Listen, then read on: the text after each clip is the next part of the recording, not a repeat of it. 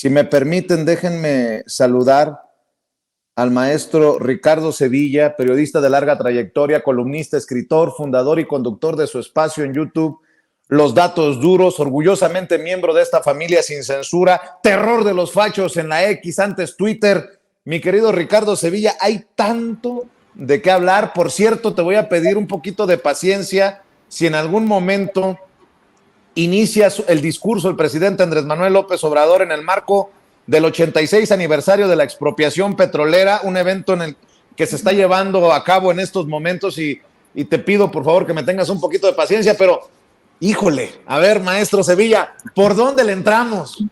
Hay que entrarle al toro por los cuernos, mi querido Vicente. Mientras no digas que hay que entrarle por la retaguardia, todo está bien, maestro, por favor, pórtate bien, es lunes.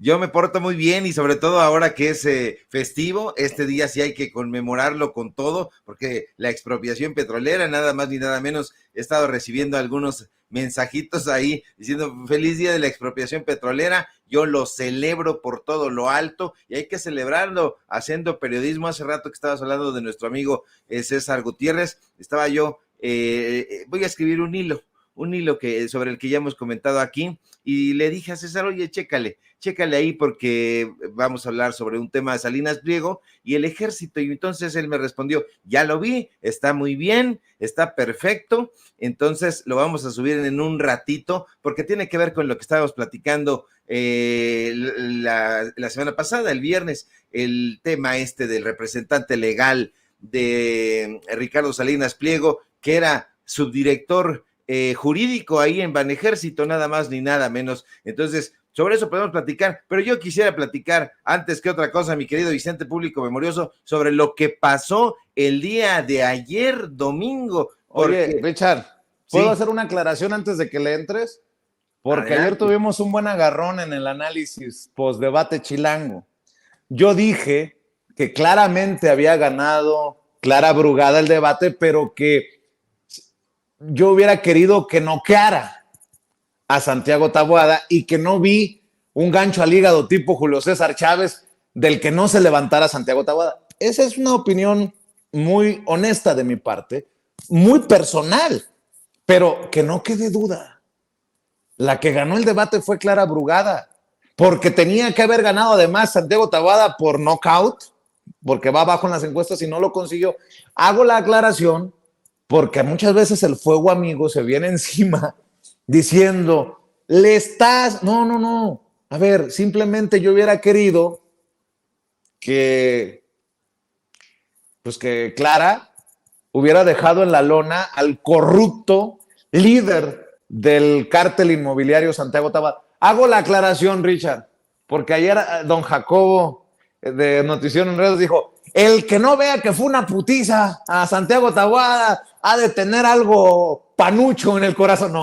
No, para nada. Simplemente con mesura, creo que podemos esperar un knockout, así knockout técnico de ya paren la masacre, así tipo en el box, en el segundo debate o en el tercero. Ojalá que así se dé. Nada más aclarando, querido Ricardo, para calmar los ánimos de entrada y adelantándome a lo que vayas a decir para no tener que pasar sustos. No te preocupes, mi querido Vicente. Yo también soy bastante arrojado y yo sé que tú eres un cruzado y bueno, justamente por eso no caemos bien a veces con nuestras opiniones, pero no es tiempo ya de andarse con eufemismos, no es tiempo de andarse por las ramas, hay que decir las cosas clarísimas. Y ayer la ex jefa delegacional de Iztapalapa, que está aquí muy cerca, le disgusta mucho Iztapalapa a la oposición, pues bueno, fue clara y contundente así, fue muy claro, fue contundente, a lo mejor sí se necesitó desde nuestro punto de vista más arrojo, pero hubo argumentos, hubo tranquilidad, hubo calma, y Clara Brugada le propina una primera y dolorosísima derrota a Santiago Taboada, el candidato de la oposición, que lució, usted lo vio, nervioso, desatinado, lo llenaron de legajos y legajos de hojas, quién sabe qué informaciones tenía ahí, pero sencillamente no las encontraba, no se las enumeraron, no le pusieron claramente ahí, no había forma de que tuviera un prompter, entonces estaba que se extraviaba en su propia camisa. Y pues bueno, como usted ya sabe, la noche de ayer domingo se llevó a cabo el primer debate entre los candidatos a la jefatura de gobierno de la Ciudad de México, y si no se fue al Vive Latinos, pues entonces Vive Latino, fíjate, ya me está saliendo ahí el Vive Latinos, no, nada que ver, pero bueno, igual de negocio que es ese. Bueno, hubo voces distraídas, mi querido Vicente, que dijeron que el gran vencedor del debate fue el sobrino de Pepe Goldenberg, Salomón Chertorivsky, eso dicen, pero se engañan. Salomón, de Movimiento Ciudadano, no dio el ancho, yo lo vi desdibujado, con una participación mediocre. Su principal hierro, desde mi punto de vista, fue insistir en 2 o 3 momentos en que no lo pelaban, no le hacían caso, ni Clara ni Santiago, y eso fue un error, porque Salomón pudo haber crecido ante la mirada de quienes no lo conocían. Pero decir eso de que aquí estoy, nadie me pela, eso le resta importancia ante él mismo y ante el electorado, que definitivamente ya no lo va a pensar como una opción seria para las urnas. Nunca lo fue. Usted sabe perfectamente de dónde viene del grupo Nexos, es familiar de Pepe Goldenberg. Y bueno, por otro lado, aunque personajes, compañeros de Leo Zuckerman estén diciendo por ahí que pues simple y sencillamente Santiago Taboada ganó, yo ahí sí creo que están con el ojo cuadrado.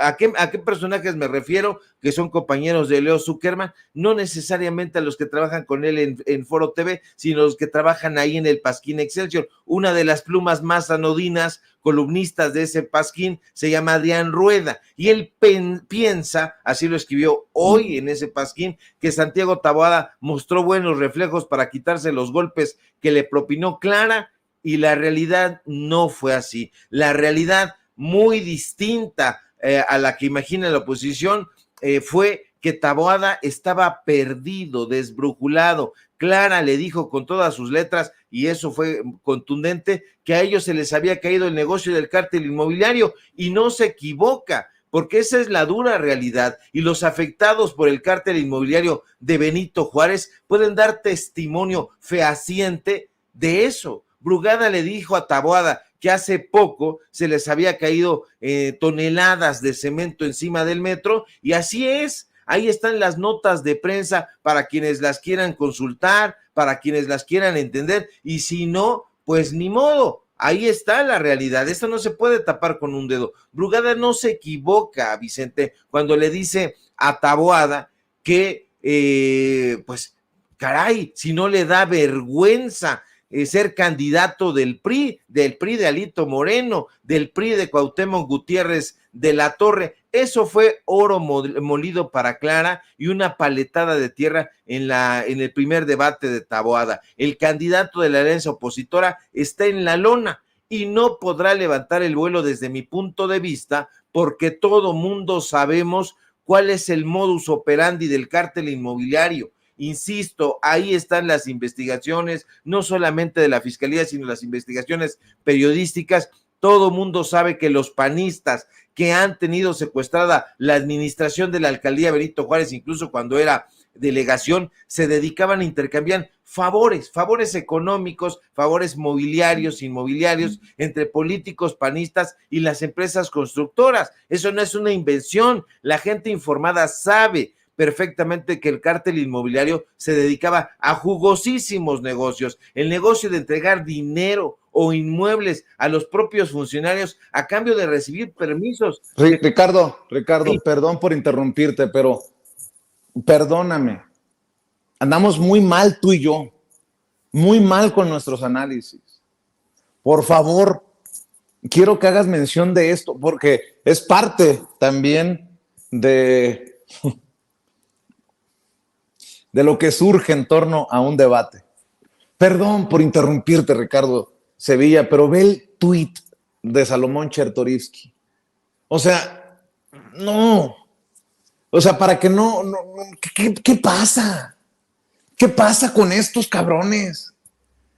Ganamos el debate de manera contundente, dice Salomón Chertorivsky, está igual que Dante Delgado. Perdón por interrumpirte, pero no puede ser posible que Santiago Taboada tenga cara para presentarse en un debate siendo uno de los personajes involucrados en el cártel inmobiliario y que Salomón Chertorivsky salga a decir que ganaron el debate. ¿Qué nos creen tontos? Perdón por interrumpirte, perdóname. No te preocupes. Yo sé que a la gente le molesta mucho cuando interrumpo, pero es que esto ya raya en la grosería también a la inteligencia de nuestra gente. Sí, es que ese es un intercambio de ideas, público memorioso. Usted no se enoje si mi querido Vicente interrumpe o no. Yo este tipo de intervenciones no las considero una interrupción, sino al contrario, es el debate con las ideas, es el debate con nosotros los periodistas que siempre tiene que existir, no en todo estamos de acuerdo, y a mí me parece fantástico. Sí, Salomón Chertorivsky no ganó, pero ni remotamente ni de lejos el debate. Pero una cosa sí es cierta, había gente que no lo topaba, como dicen los jóvenes hoy en día, gente que no lo conocía, y entonces él se ubica en el ojo no solamente de las personas que no lo conocían. Hay que recordar que fue funcionario de Miguel Ángel Mancera, o sea, nada destacable. Hay que recordar, insisto, que es sobrino de Pepe Woldenberg, él se llama Salomón Chertorivsky Woldenberg. Forma parte de los muchachos que formó Héctor Aguilar Camín, es de las huestes del grupo Nexos. Entonces es un personaje de dudosa reputación intelectual, él sí. Ahora, se puso en el ojo del equipo de Clara Brugada, de la propia Clara Brugada, y en el equipo de Santiago Taboada, porque la participación más anodina, más mediocre, es justamente la de Salomón, porque si tú te das cuenta, y yo creo que sí, y también la gente, este personaje llegó quedando bien. Entonces decían, háganme caso, el equipo de Clara, el equipo de Santiago, ustedes mismos, háganme caso, aquí estoy. Entonces, este personaje se establece como un personaje con posibilidades de declinar su candidatura a favor de Santiago Taboada o incluso, cuidado, de la propia Clara Brugada, porque estas aportaciones, estos números que este señor presentó, tuvieron una participación bastante gris, bastante neutral, y eso hace sospechar, porque acuérdese usted que está naufragando el PAN, que está naufragando el PRI y que el PRD es simple y sencillamente un pedazo de caquita que está pegado al buque de esos dos partidos políticos que se están hundiendo. Entonces, ¿qué intenta hacer Movimiento Ciudadano? Usted lo sabe perfectamente, quedar bien, queda bien. Entonces Salomón podría estar haciéndole guiños a Taboada, pero si no lo pela Taboada, también le podría estar haciendo guiños a Clara Brugada. Entonces, cuidado con eso, porque de ser así, entonces veríamos en los próximos tiempos, en las próximas semanas, quizá en los próximos meses, la declinación de Salomón hacia la candidatura que mejor le convenga, porque estos personajes son así, Vicente, son trepadores, no son auténticos políticos. Los auténticos políticos, la gente que estudió ciencia política o los políticos de cepa que están interesados en el bienestar político de la población, desafortunadamente cada vez son menos, y Salomón Chertorivsky no lo es. Entonces pudiera haber resultado un poquito victorioso en ese sentido, en que se pone en el ojo de estos personajes, pero de ahí en fuera, pues evidentemente sus publicistas van a decir que ganó Taboada, los publicistas de Salomón van a decir que ganó él, pero la auténtica ganadora es Clara Brugada. ¿Acaso lo que tú has señalado, yo también lo comparto? Creo que debería de existir un poquito más de contundencia. Me parece que utiliza 2 o 3 frases muy acertadas, como esta frase de que se le está hundiendo ahí la candidatura. Yo creo que sí. Santiago Taboada, por otro lado, Vicente, no debería de estar haciendo campaña política. Ese es mi punto de vista. Santiago Taboada debería de estar dando explicaciones, debería estar ofreciendo respuestas a los señalamientos y acusaciones que hay en su contra. Eso es lo que debería de estar haciendo Santiago Taboada. Santiago Taboada no debería de estar haciendo campaña política, aspirando a ser jefe de gobierno de esta ciudad. Él debería de estar dando respuesta a las autoridades, a sus propios compañeros del cártel inmobiliario que tras bambalinas están señalándolo a él como líder de ese cártel. Entonces, yo creo que es un cínico, es un caradura, debería de estar ofreciendo respuestas a las autoridades y al pueblo de México sobre todo lo que se han robado en 3 administraciones, yo diría que más, pero las autoridades señalan las últimas 3 administraciones de ese cártel inmobiliario. Ya hasta Wikipedia fueron a dar, eso es vergonzante. Hay un apartado ahí de Santiago Taboada y sus controversias. Entonces es un personaje señalado por muchos flancos, no tiene posibilidad de ganar. A mí me gustaría que hubiera más contundencia, desde luego, de parte de la candidata de Morena, que le metiera el acelerador, pero yo confío en que así será, mi querido Vicente.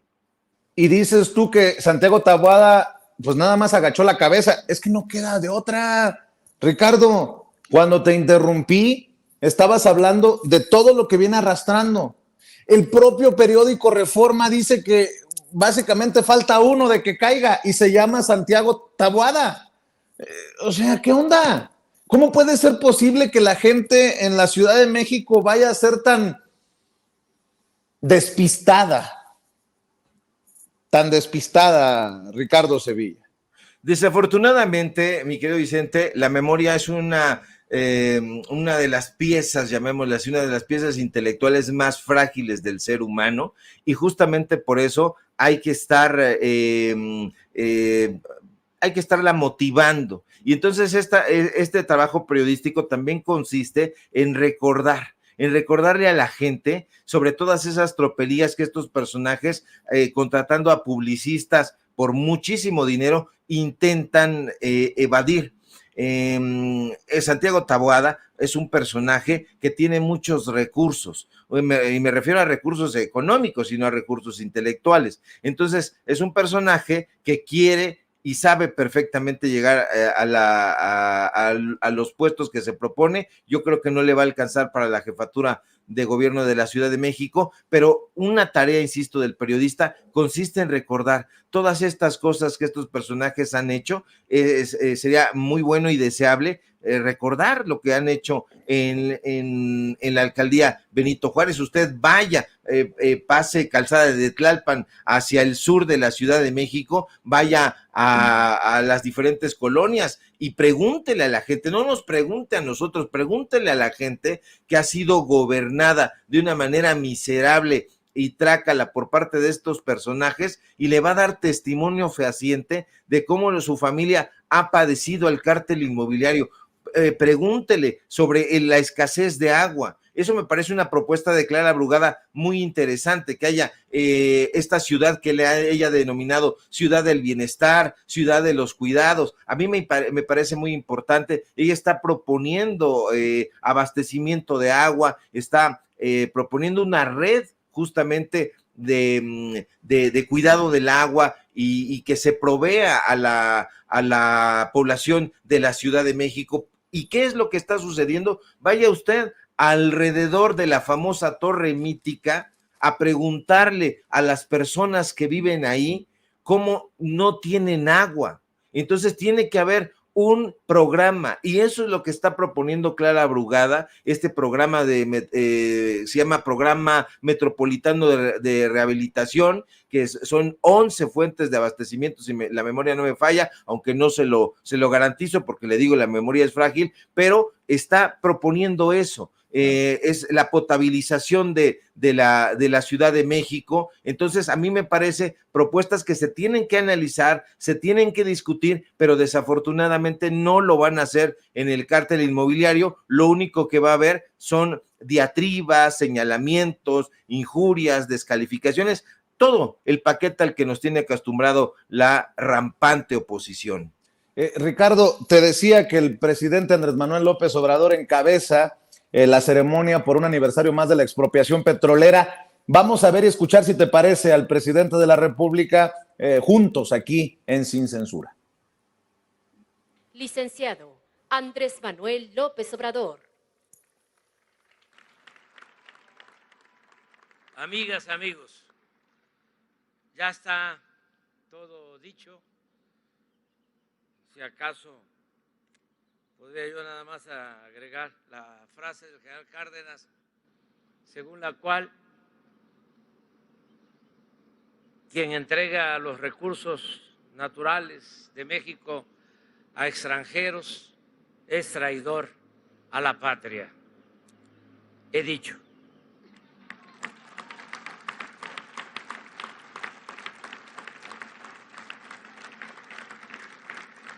Pero escribí algo. Hoy conmemoramos un aniversario más de la expropiación petrolera, una decisión y un hecho verdaderamente histórico. En México y en el mundo, el petróleo siempre ha despertado la codicia, ha generado la opresión, la violencia y el sometimiento, pero también ha significado progreso, justicia, patriotismo y bienestar para los pueblos. En México, desde que se descubrió el petróleo en los años 70 del siglo XIX, en San Fernando, un pueblo de Macuspana, Tabasco, y hasta el 18 de marzo de 1938, este recurso natural no renovable estaba relacionado con lo malo. Los indígenas chontales decían que era del dueño del monte y quien lo tocara se convertiría en un montón de sal. Era del diablo, como lo expresa el poema de Ramón López Velarde. Aunque lo menos místico y más real es que el petróleo durante el porfiriato y antes de la expropiación solo producía sufrimiento y dolor a los mexicanos para complacencia y lucro de las compañías y de los gobiernos extranjeros. Es el presidente Lázaro Cárdenas del Río quien, además de recuperarlo en beneficio de la nación, empieza a concebirlo como palanca para el desarrollo de México. A partir de 1938, la industria petrolera le permitió al país alcanzar buenos niveles de crecimiento económico. Desde entonces hasta nuestros días, con altas y bajas, la explotación de esta importante materia prima ha permitido ingresos a la hacienda pública como ninguna otra actividad económica en la historia de México. Baste decir que durante todo el periodo neoliberal o neoporfirista de 1983 a 2018, de 30 centavos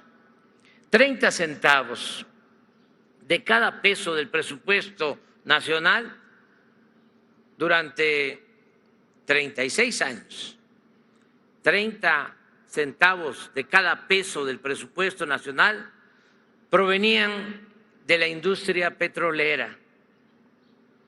Esto explica el por qué nuestro petróleo siempre ha sido la gran tentación para propios y sobre todo extraños.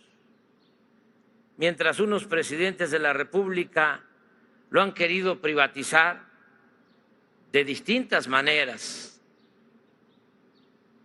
Trátese de contratos, riesgo, contratos de servicios, contratos de todo tipo, compartiendo utilidades o entregando de plano a particulares bloques de nuestro territorio, zonas petroleras. Otros mandatarios, como Adolfo Ruiz Cortines, Adolfo López Mateos e incluso Gustavo Díaz Ordaz, supieron aplicar la enseñanza del general Lázaro Cárdenas de utilizar el petróleo y sus derivados solo en beneficio del pueblo de México. Por nuestra parte, y con este ideario, hemos venido actuando desde antes de llegar a la presidencia, y ello ha marcado el camino que ha seguido nuestro gobierno. ¿Qué hemos hecho de manera concreta? Aunque ya lo mencionó, lo explicó de manera detallada Octavio Romero Oropeza, excepcional director de Pemex.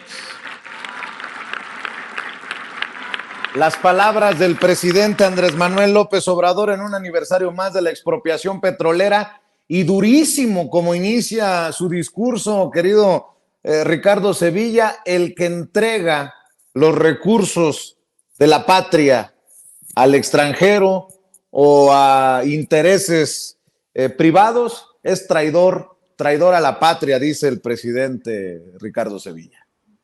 Así es, Vicente, duro y directo el discurso del presidente López Obrador. Hace muy bien en recordar estos sexenios en donde diferentes gobernantes aprovecharon el uso del petróleo.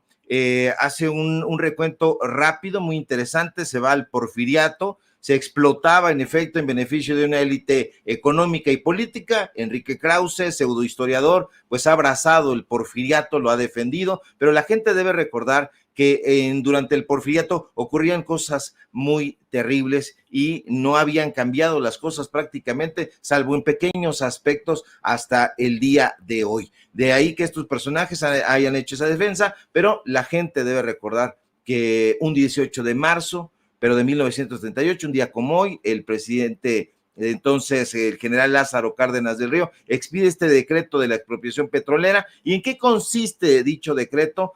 En la apropiación legal de petróleo. ¿Quién los estaba explotando? Compañías extranjeras, eran alrededor entre 15 y 18 compañías que pues tenían el control de la industria, y la razón principal de esta explotación, usted lo debe recordar, fue la constante, la perniciosa negativa de las compañías petroleras de mejorar las condiciones salariales y laborales de los empleados de esta industria. Había explotación tremenda, pero no solamente al recurso que era el petróleo, sino también había una explotación a los empleados, a las empleadas pocas que había en ese momento. Y entonces, ¿qué es lo que hace este decreto? Expropia, insisto, de manera legal la maquinaria, las instalaciones, los edificios, las estaciones de distribución, los bienes en general de la compañía mexicana de petróleo, que en ese momento se llamaba El Águila, y que estaba asociada con, te digo, entre alrededor de 15 a 17 empresas extranjeras. Y bueno, con ese mandato se establece que el Estado mexicano, en teoría, porque no se aplicó desafortunadamente en muchísimos mandatos, tendría el control total sobre la producción y sobre la comercialización del petróleo en territorio nacional. Evidentemente, los diferentes gobiernos federales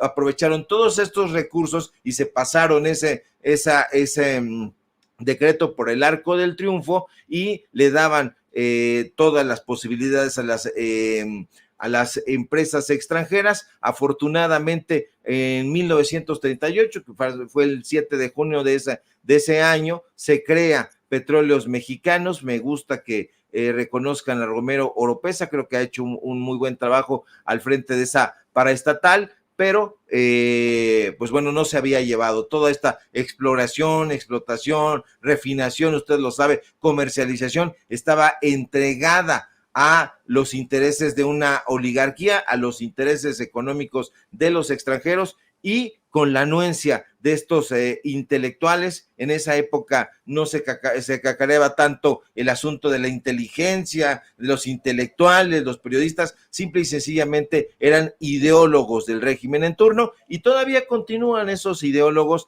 tratando de hacer una defensa insostenible de la apertura comercial de Petróleos Mexicanos. Muy bien el presidente López Obrador, y como comentas, mi querido Vicente, duro y directo, fuerte este pequeño discurso que da el presidente López Obrador, ya hacia la etapa final, hay que recordarlo de su mandato, y ya se siente un raro clima, es como un clima de despedida.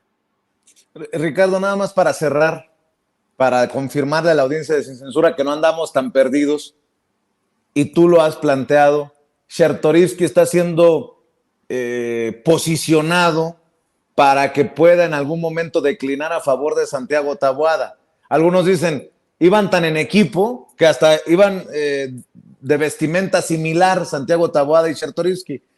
Acabo de leer lo que publica el periódico Reforma, nada más para que se den una idea. Tras el primer debate de los candidatos a la jefatura de gobierno de la Ciudad de México, el aspirante por Movimiento Ciudadano, Salomón Chertorivsky, dejó la mejor impresión entre un grupo de especialistas convocados por Reforma para valorar el desempeño de los tres aspirantes. A decir de la mayoría de los panelistas, Chertorivsky fue quien planteó las propuestas más viables para resolver los principales retos en los dos grandes temas que se abordaron en el encuentro: desarrollo humano, estado de bienestar y política social, así como crecimiento, desarrollo económico y finanzas públicas.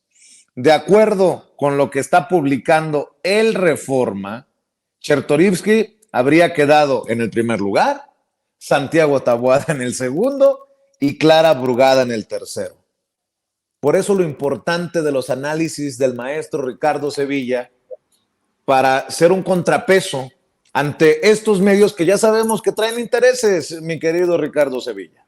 Tienen intereses económicos y tienen intereses políticos que afortunadamente, yo lo veo de esa manera, no les van a alcanzar. Yo creo que no escucharon el debate estos supuestos analistas, no se dieron cuenta que Clara Brugada propone centros de rehabilitación para personas con discapacidad. Yo creo que no lo escucharon, yo creo que no escucharon que propone unas unidades de servicios para la vida cotidiana, propone comedores comunitarios, ludotecas, servicios de relajación, lavanderías. Yo creo que no lo escucharon porque las propuestas no las hace el sobrino de Pepe Goldenberg. Hay, insisto, una propuesta muy seria de ciudad con acceso universal y equitativo al agua. Caray, o sea, hay una crisis de agua propiciada en gran medida en diferentes alcaldías como lo es y lo ha sido la Benito Juárez, y lo que está proponiendo Clara Brugada a mí me parece muy importante en ese sentido, que es la sustitución del agua de riego por agua tratada, que se traiga a esta megalópolis. A mí me parece muy importante, insisto, no escucharon a Clara Brugada, hace muy importantes aportaciones, propuestas que me parecen muy viables. A mí me entusiasma el asunto de las utopías, sin embargo, creo que no es el programa que sería el estelar. A mí uno de los programas estelares que me agrada mucho de Clara Brugada es la Ciudad Consuelo, así se llama, Ciudad Consuelo, y vivienda accesible a las personas que vivimos en la Ciudad de México. A mí eso me parece muy bien. ¿Por qué? Porque se necesita vivienda pública, un programa de vivienda pública auténticamente responsable, vivienda asequible, que haya regularización, que haya escrituración, certeza jurídica en el momento de que tú compres una propiedad. A mí eso me parece muy bien. Creo, insisto, que no escucharon las propuestas que ha estado haciendo Clara Brugada y se van con esta idea tonta de catapultar a un personaje que ya tuvo su palestra y no ha logrado ningún tipo de reconocimiento, no ha logrado ningún tipo de reconocimiento. ¿Por qué? Pues porque no tiene una agenda propia. A mí me parece esto una llamarada de petate. Están tan faltos y tan carentes de perfiles que hasta en el periódico Reforma pues sacan eso. No hay posibilidad ninguna, y usted salga a la calle, salga a su colonia, salga a su barrio, salga al transporte público y dígale a usted o pregúntele, oye, ¿es cierto que te parece mejor el que ganó el debate Salomón Chertorivsky, y no van a poder ni pronunciar el chingado apellido de este señor, perdóneme usted el exabrupto, porque es un personaje que no pinta, Vicente. Estoy de acuerdo contigo, Ricardo, me da risa porque eso del apellido ha sido material de memes y memes en las benditas y malditas redes sociales. Querido Ricardo, ¿por qué no cerramos invitando a la audiencia de Sin Censura a tus esfuerzos independientes? Claro que sí, mi querido Vicente, público memorioso, sígueme por favor para más enfados de la oposición en mis redes sociales, en X, @SevillaCrítico, en Facebook, Ricardo Sevilla, así nada más. Sígueme por favor también en paralelo24.mx, este portal de investigaciones periodísticas. Síganme en los datos duros. Hoy tenemos informativo en punto de las 9 de la noche y por supuesto aquí en La Familia Sin Censura, donde somos orgullosamente miembros y debatimos sabroso. Me gusta el debate. ¿Para qué me hago de la vista gorda? Te mando un fuerte abrazo, mi querido Vicente. Pero siempre respetuoso entre nosotros, entre amigos. Para allá, para afuera, los que nos odian, eso sí que chinguen a su madre. Mi querido Ricardo, te mando un abrazo.